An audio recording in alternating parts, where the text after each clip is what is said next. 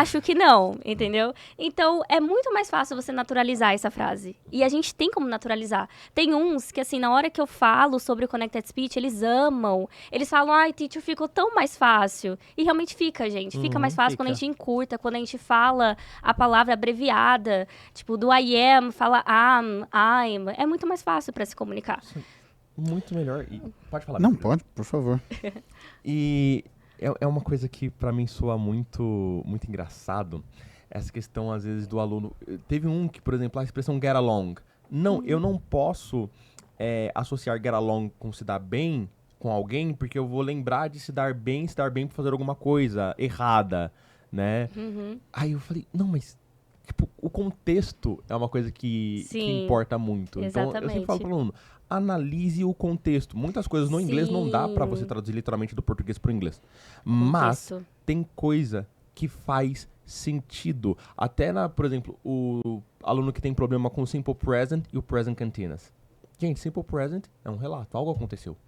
Ou algo acontece todos os dias. I go to the gym on Mondays. On Mondays, exatamente. Então, significa que você está na academia agora? Não, significa que você vai às segundas-feiras. Agora, o continuous já tem uma ação que está acontecendo. Então, se eu traduzir pelo menos isso na minha cabeça, isso eu já não erro mais. Exatamente. Então tem muita coisa que se você pegar bem ali... E muito aluno fala assim, professor, porque eu tenho muito livro, vou até te passar um de phrasal verb. Quer dizer, se eu achar, né? Eu tenho ele impresso, mas o arquivo acho que eu não tenho mais. Eu tenho um arquivo de phrasal verbs, que tem o phrasal verb, tem o significado dele em inglês e tem uma frase de exemplo. É maravilhoso, e, assim, né? Tem, sei lá, mais de 500 phrasal verbs ali. Os alunos, professor, como que você achava? Eu achei isso na época que eu era estudante, nem professor eu era. Eu falei assim, ó, eu vou revelar uma coisa que eu faço pra estudar inglês e pra achar vários livros que eu quero. Mas assim, ó, todo mundo, por favor, deixa o celular em cima da mesa. Não gravem isso, porque não quero que passe pra ninguém. Eu chego em casa, eu sento a bunda na cadeira e eu pesquiso no Google. É simples assim. Mágica. Revolucionário. Ninguém sabe ainda, viu? Isso daí vai valer dinheiro. Eu vou ficar rico em cima disso, mas ó, enfim. É, maravilhoso isso. Eu dou muitas dicas para os meus alunos também. E a primeira aula eu já falo para eles colocarem o celular em inglês. Na primeira aula. Porque muita gente fica com esse tabu de como que eu vou continuar praticando inglês se eu não tiver você, né? As pessoas, elas acham que, por exemplo, não vão conseguir 15 minutos do dia delas, por exemplo, né? Até um podcast que eu vi isso do Gia, é uma coisa que eu falo pros meus alunos sempre. Você sempre vai ter 15 minutos. Todo mundo tem 15 minutos, entendeu? Pra praticar alguma coisa.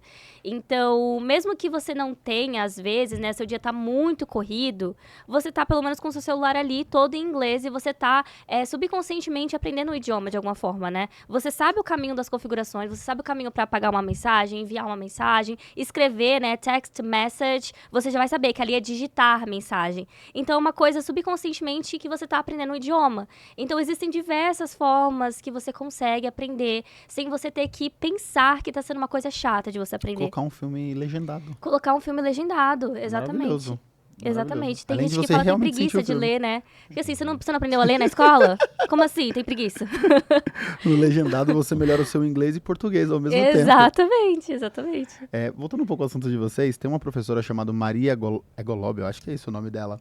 E ela, você conhece? E ela faz Maravilhosa. conteúdo do português pro inglês literal do inglês. Então não faz nem sentido a tradução exata das palavras. Eu amo esses Já vídeos viu dela. Esse Eu conteúdo acho dela? que você me mostrou um vídeo dela, eu achei muito engraçado. É muito bom.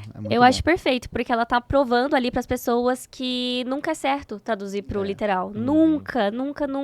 Nem na hipótese mais óbvia do mundo que aquela frase vai significar aquilo. Nem na hipótese mais óbvia. Vai ter alguma coisinha que você vai ver que fugiu do contexto do português. Vai ter, sempre vai ter. Porque, gente, é cultura diferente, é uma estrutura gramatical completamente diferente do português. Então, não tem como. Tanto que tem uma coisa que meus alunos, eles erram muito, que é colocar o to no meio de dois verbos, né? Tipo, I want to go. Se eu tenho dois verbos, eu coloco to ali. Mas no português isso não faz sentido, né? Então, pra eles, quando eles tentam formar frases, eles não colocam o to, ou eles colocam o to nos dois verbos. Ah, já que tá no infinito, então vai nos dois. Mas não, é só quando tá entre dois. E aí você coloca o to no segundo verbo. Então, é uma coisa pra provar pra eles que o inglês, ele não tem como ser traduzido nunca literalmente pro português. Até na hipótese mais óbvia. E eu falo assim, ó, praticamente tudo no inglês tem uma exceção. E se eu falar pra você que não tem uma exceção, assim, Primeiro que vai ser bem difícil, mas... Às vezes eu falo que tem exceção, eu falo assim, ó, nem sei qual que é a exceção, mas eu já tô partindo do pressuposto que tem. Porque até nessa, né, dos dois verbos, tem um moral verbs, tem o can. Exatamente. I can go, eu não falo I can't to go. I can't to go, exatamente. Fala, de novo outra regra, cagou outra regra pra mim, teacher, eles fazem isso. Eu falo assim, gente, tem coisas que você tem só que aceitar. Aceitar. Professor, tem coisa que você não sabe explicar? Porque eu não sou um professor de história do idioma. Exatamente. Eu sou um professor de inglês. Eu sempre falo pros alunos assim, Exato. Por que você fala muito, mas você escreve muito? Exatamente. Você não é fluente no português? Né? A gente fala muito e não tem N no muito. Exatamente. Então, poxa, às vezes para explicar alguma coisa pro aluno, eu teria que voltar alguns anos para falar décadas assim, ó, lá atrás. no século XVI, William Shakespeare, ele popularizou mais de 1000 palavras no inglês que depois... Pô, mano, fica chato. Você quer fazer isso? Faz uma faculdade de letras. Aí, exatamente. Você vai aprender isso. Agora... É o aluno que quer tentar ensinar a gente, Exatamente. Você tem que ser pragmático. Você quer aprender inglês? Seja pragmático. Professor, é isso? O que significa? Isso. Como que eu vou fazer para eu conseguir memorizar frases voltadas pro seu dia a dia? Porque é mais fácil de você memorizar, porque está na sua realidade. Acabou. Eu faço isso até hoje. Exatamente.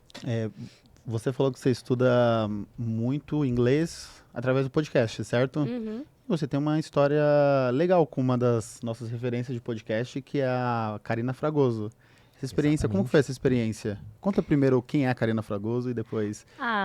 A Karina Fragoso, ela é uma professora que tem mais de 20 anos, né, como professora. E eu acho que o primeiro pontapé dela na vida inglesa, assim, no idioma, foi com o canal dela no YouTube, que agora tá com mais de... Vocês conseguem me lembrar quantas? 1.8 quase milhões, 2 milhões, né? Quase 2 milhões de inscritos ela tem no canal dela. Eu tava bem lá no início. Ela já tinha, assim, diversos vídeos, né? Porque ela tá nesse ramo há muito tempo, não tinha nem nascido ainda. Mas ela tem muitos vídeos lá, e eu lembro que muitos desses vídeos estavam na minha trajetória como autodidata.